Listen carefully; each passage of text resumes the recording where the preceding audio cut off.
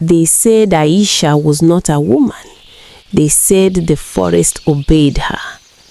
In every village, there is a story people whisper after sunset. A story of pain, a story of power, a story of destiny.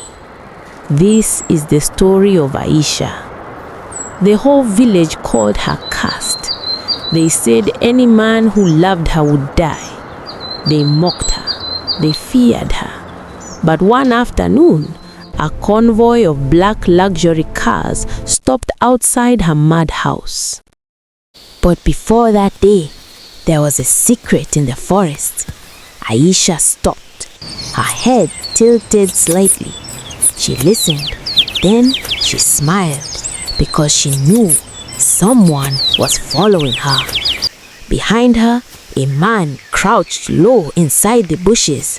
His breathing was uneven, his shirt torn by thorns, fear dripping from his face. He thought he was hunting her, but he was wrong. She had been leading him.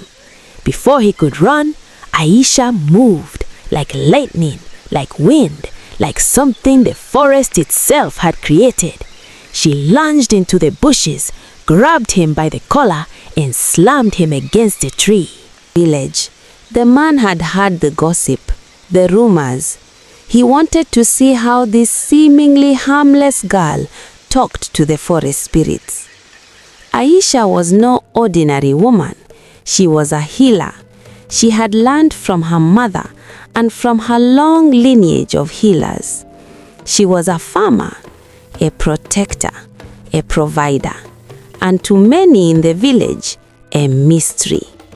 Some called her blessed, others called her cursed, but everyone agreed on one thing. There had never been another woman like her. Years earlier, death visited their home. Her parents died suddenly. Strange illness, no cure, no warning, no mercy. Aisha was still a teenager. Her baby brother had just been born. Overnight, she became mother, father, guardian, everything. Still, the villagers whispered, her parents' death had something to do with her curse. She talks to spirits in the forest. I heard her food turns into blood. Any man who marries her will die. But gossip was not her only battle. Her late father's brothers, her uncles, wanted her land. They appeared one afternoon, angry, entitled, demanding. A woman cannot own land. My father left this land to me. They laughed, cruel, mocking. They kept coming weekly, monthly. Sometimes they would come with boys to destroy her tomato farm. The local police did nothing. Then one afternoon, everything changed. Her brother ran into the compound, supporting a wounded man. She saved his life. Days became weeks, weeks became months, and slowly he fell in love with her. Slowly but surely, he looked forward to her morning runs. He collected herbs with her in the forest.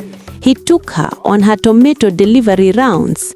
He even enjoyed watching her give healing potions to the villagers in the afternoon.